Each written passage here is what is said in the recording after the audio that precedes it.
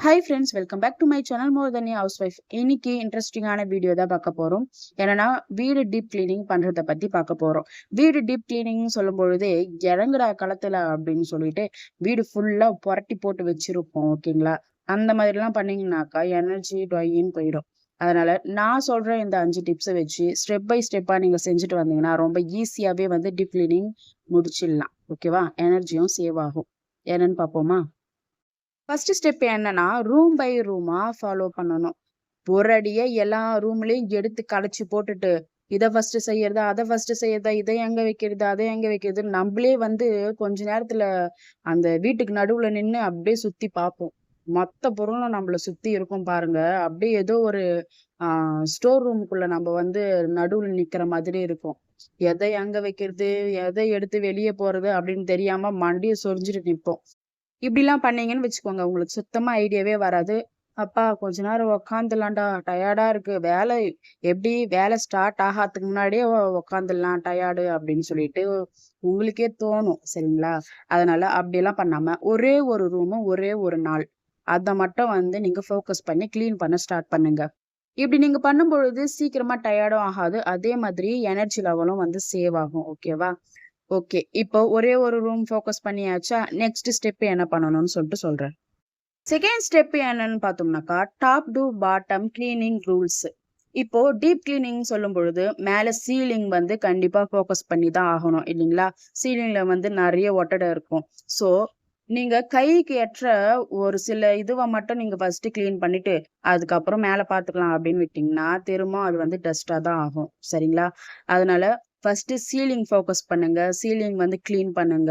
அதுக்கப்புறம் சீலிங்ல கிளீன் பண்ணும்பொழுது என்ன ஆகும்? கண்டிப்பா ஃபேன்ல தூசி விழும் இல்லைங்களா? அதுக்கப்புறம் வந்து ஃபேன் கிளீன் பண்ணுங்க. அதுக்கப்புறம் டேபிள் ஏதாவது இருந்தா டேபிள் மேல விழுந்திருக்கும் இல்லைங்களா? அதுக்கப்புறம் டேபிள் எல்லாம் கிளீன் பண்ணுங்க. நெக்ஸ்ட் வந்து விண்டோ இருந்தாக்கா அதையும் கிளீன் பண்ணிக்கோங்க. நெக்ஸ்ட் கபோர்டு இல்ல செல்ஃப் இருக்குன்னு சொன்னா அதையும் வந்து டாப் டூ பாட்டம் வரைக்கும் கிளீன் பண்ணிக்கோங்க. நெக்ஸ்ட் தேர்ட் ஸ்டெப் என்னன்னு பார்த்தோம்னாக்கா, தேவை இருக்கிற பொருள், தேவை இல்லாத பொருள் அப்படின்னு சொல்லிட்டு டிவைட் பண்ணி வைங்க. ஓகேவா?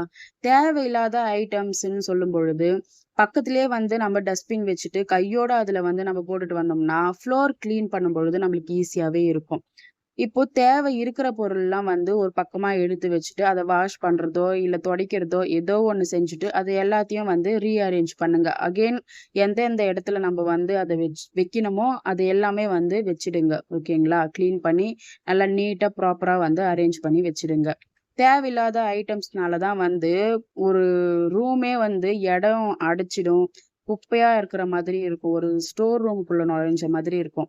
ஸோ தேவையில்லாத ஐட்டம்ஸ்லாம் வந்து அவாய்ட் பண்ணுங்க. அதுக்கப்புறம் வந்து எக்ஸ்பீரியான திங்ஸ்லாம் இருக்கு இல்லைங்களா? அதையும் பார்த்து செக் பண்ணி அதையும் தூக்கி போட்டுருங்க கையோட. இன்னொரு விஷயம் என்னன்னா, ஆம் இப்போ ஒரு பொருள் நம்ம பார்க்குறோம்னா, அப்போதைக்கு நம்மளுக்கு வந்து அது யூஸ் ஆகாது. பட் பின்னாடி யூஸ் ஆகும். ஒரு காலத்துக்கு யூஸ் ஆகும் அப்படின்னு சொல்லிட்டு சேர்த்து வச்சுட்டு வருவாங்க ஒவ்வொருத்தர். அந்த ஹேபிட் நெறைய பேருக்கு இருக்கும். ஓகேங்களா? அதனால கூட வந்து ரூம் நம்மளுக்கு ஒரு ஸ்பேசியஸா இல்லாம, ஒரு சின்னதா இருக்கிற மாதிரி இருக்குங்க வீடு. நெறைய திங்ஸ் வந்து நம்போ அடுக்கி வச்சுக்கிறதுனால, வீடு நல்ல பெருசா இருந்தாலும், பொருள் அதிகமா, திங்ஸ் அதிகமா இருக்கும் பொழுது, நம்மளுக்கு ஸ்பேஸ் இல்லாத மாதிரி இருக்கும்.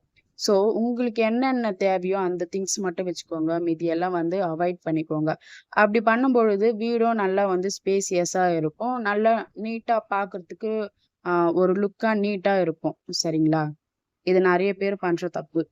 ஆ கிடைக்குது அப்படின்னு சொல்லிட்டு வாங்கி வச்சுட்டு, அதுக்கப்புறம் இடம் இல்லாம நெறைய வந்து புலம்பல்ஸ் இருக்கும். அதனால தேவை இருக்கிறத மட்டும் வீட்ல வாங்கி வச்சுக்கோங்க. அடுத்த ஸ்டெப் என்னன்னு பார்த்தோம்னாக்கா, ஹைடன் ஏரியாவ மிஸ் பண்ணாதீங்க. நம்மளுக்கு டீப் கிளீனிங் அப்படின்னு சொல்லும் பொழுது, நம்மளுக்கு கண்ணுக்கே தெரியாத சில டஸ்ட் எல்லாம் வந்து கிளீன் பண்றது தான் டீப் கிளீனிங் இல்லீங்களா? நம்ம சும்மா மேலப்ப கிளீன் பண்ணிட்டு அப்படி போனாக்கா, அது டீப் கிளீனிங் வராது. அது ரொட்டீன் கிளீனிங்ல தான் வரும்.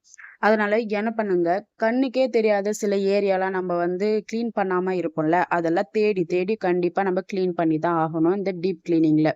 அப்படி பார்த்தோம்னாக்கா, பெட்டு கீழ, அதுக்கப்புறம் பெட்டு மேல, அதுக்கப்புறம் பெட்டுல வந்து கண்ணுக்கு தெரியாத தூசியெல்லாம் இருக்கும். சின்ன சின்ன தூசியெல்லாம்.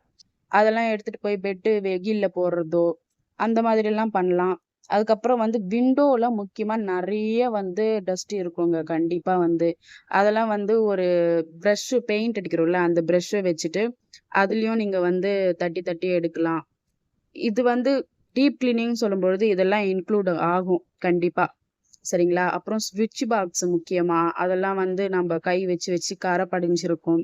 முக்கியமா இந்த மஞ்சள் தேய்க்கிறவங்க ஸ்விட்ச் பாக்ஸ் மேல கை வச்சீங்கன்னா, எந்த நிலைமைன்னு தெரியும் உங்களுக்கு கண்டிப்பா. சரிங்களா? அதெல்லாம் வந்து கிளீன் பண்ணுங்க. அதெல்லாம் டஸ்ட்லாம் வந்து தட்டி விடுங்க. இன்னொரு முக்கியமான விஷயம் என்னன்னா, டீப் கிளீனிங்ன்னு சொல்லும்பொழுது எல்லாமே சுத்தி சுத்தி அந்த ரூமே வந்து கிளீன் பண்ணியிருப்போம். ஆனா, எல்லாம் கிளீன் பண்ணி முடிச்சுட்ட பிறகு நீங்க சுத்தி அந்த ரூம பார்த்தீங்கன்னு வச்சுக்கோங்க. இந்த ஃபோட்டோஸ்லாம் நம்ம வந்து பிரேம் பண்ணி மாட்டியிருப்போம். சரிங்களா? அதெல்லாம் வந்து பார்த்தோம்னா மறந்திருப்போம். அதுக்கப்புறம் வந்து முக்கியமா வால் கிளாக் அதையும் மறந்திருப்போம். ஸோ, அதெல்லாம் ஞாபகம் வச்சுட்டு அதையும் வந்து கிளீன் பண்ணிக்கோங்க. நெக்ஸ்ட் வந்து சோஃபா. சோஃபால கூட பார்த்தீங்கன்னாக்கா, அவ்ளோ ஒரு தூசு இருக்குங்க. ரீசென்ட்டா ஒரு வீடியோல தான் நான் பார்த்தேன். வேக்யூம் கிளீனர் போட்டு கிளீன் பண்ணாங்க. பார்த்தா அவ்ளோ தூசு வருது. நிஜமா வந்து எனக்கு அதெல்லாம் செட்டே ஆகாது. ரொம்ப டஸ்ட் அலர்ஜி ஆயிடும். நான் வந்து பெட் யூஸ் பண்ணிட்டு இருந்த ஆளு, இப்போ அந்த பெட்டே தேவையில்ல. ஏன்னா டஸ்ட் அலர்ஜி வருதுன்றதுக்காக, அந்த பெட்டே தேவையில்ல அப்படின்னு சொல்லிட்டு தூக்கி எல்லாம் மேல போட்டாச்சுங்க. அதனால கீழ படுக்கிறதே எனக்கு வந்து இப்போ கம்ஃபர்டபுளா இருக்கு. ஸோ, நீங்க இப்படி டீப் கிளீனிங் பண்ணா மட்டும் தான் உங்களுக்கும் வந்து டஸ்ட் அலர்ஜி ஆகாம இருக்கும். சரிங்களா? அதனால சோஃபா, அப்புறம் வந்து டோர் டோர் மேலயும் வந்து நம்மளுக்கு வால்ல சீலிங்ல வந்து கிளீன் பண்ணியிருப்போம்ல, அதெல்லாம் வந்து விழுந்திருக்கும். அதனால டோரும் கிளீன் பண்ணிக்கோங்க. 5த் ஸ்டெப் என்னன்னு பார்த்தோம்னாக்கா, ரொம்ப முக்கியமான ஸ்டெப்புன்னு தான் சொல்லுவேன். இது வந்து எனக்கும் வந்து சேரும். ஏன்னா, ஒரு நாளு என்ன பண்ணிட்டேன், பாத்ரூம் கிளீன் பண்றேன் அப்படின்னு சொல்லிட்டு, ஆசிட் இருக்கு இல்லைங்களா? அத வந்து கொஞ்சமாவது வந்து தண்ணீல மிக்ஸ் பண்ணணும்.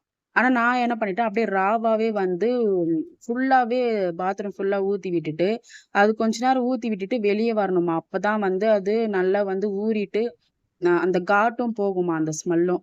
நான் என்ன பண்ணிட்டேன், அப்படியே ஊத்த ஊத்த வந்து அப்படியே நான் கிளீன் பண்ண ஆரம்பிச்சுட்டேன். அது பார்த்தீங்கன்னா, செம்ம ஒரு அப்படியே தொண்டெல்லாம் ட்ரை ஆயிட்டு, அவ்வளோதான் இன்னைக்கு நான் அப்படியே போய் சேர்ந்துட்டேன் அப்படின்ற மாதிரி நெனச்சுட்டேன். ஸோ, இந்த மாதிரி கெமிக்கல்லாம் வந்து யூஸ் பண்ணாதீங்க. தயவு செஞ்சு சொல்றேன். நான் வந்து எக்ஸ்பீரியன்ஸ் பண்ணதுனால சொல்றேன். ரொம்ப வந்து கஷ்டப்பட்டுட்டேன் நானு. அந்த தொண்டை ட்ரைனஸ் போறதுக்கே வந்து கிட்டத்தட்ட எனக்கு 1/2 டே எடுத்துக்கிச்சுங்க. சரிங்களா? அதனால அதெல்லாம் வந்து யூஸ் பண்ணாதீங்க. நேச்சுரலா என்னென்ன கிடைக்குதோ அத வந்து யூஸ் பண்ணுங்க. இந்த கெமிக்கல்லாம் வந்து முடிஞ்ச அளவுக்கு அவாய்ட் பண்ணிடுங்க. ஓகேவா? முக்கியமா பசங்கலாம் வீட்ல இருக்காங்கன்னா, இந்த ஆசிட்லாம் சுத்தமா சேஃபே இல்லன்னு தான் சொல்லுவேன்.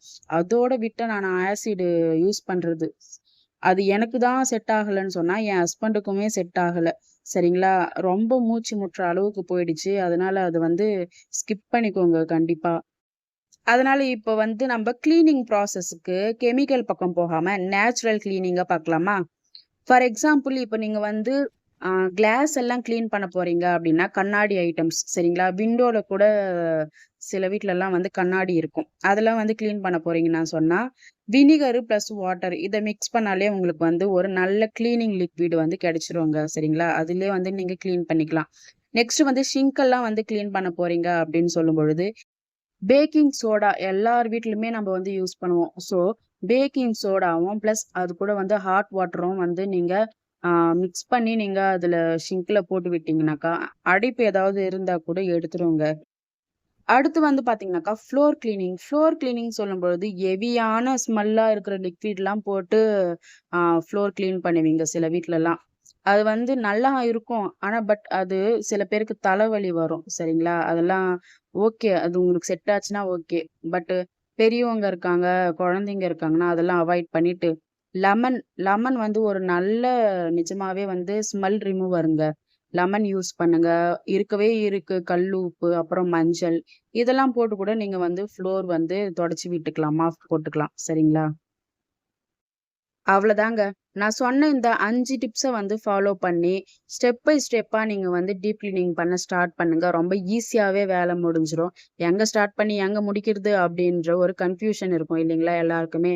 ஸோ நான் சொன்ன மாதிரி ஒவ்வொரு ரூமா வந்து ஃபோக்கஸ் பண்ணி கிளீன் பண்ண ஸ்டார்ட் பண்ணுங்க. ஈஸியாவே வேல முடிஞ்சிரும். உங்களுக்கும் வந்து டென்ஷன் இல்லாம இருக்கும். ஓகே ஃப்ரெண்ட்ஸ், கண்டிப்பா இந்த வீடியோ வந்து உங்களுக்கு யூஸ்ஃபுல்லா இருந்திருக்கும்னு நினைக்கிறேன். அப்படி யூஸ்ஃபுல்லா இருந்துச்சுன்னா என்னோட வீடியோ பிடிச்சிருந்தா லைக் அண்ட் கமெண்ட் பண்ணி, ஷேர் பண்ணி, சப்ஸ்கிரைப் பண்ணி தொடர்ந்து வீடியோக்கு சப்போர்ட் பண்ணுங்க. நெக்ஸ்ட் வீடியோல பார்க்கலாம். பாய்.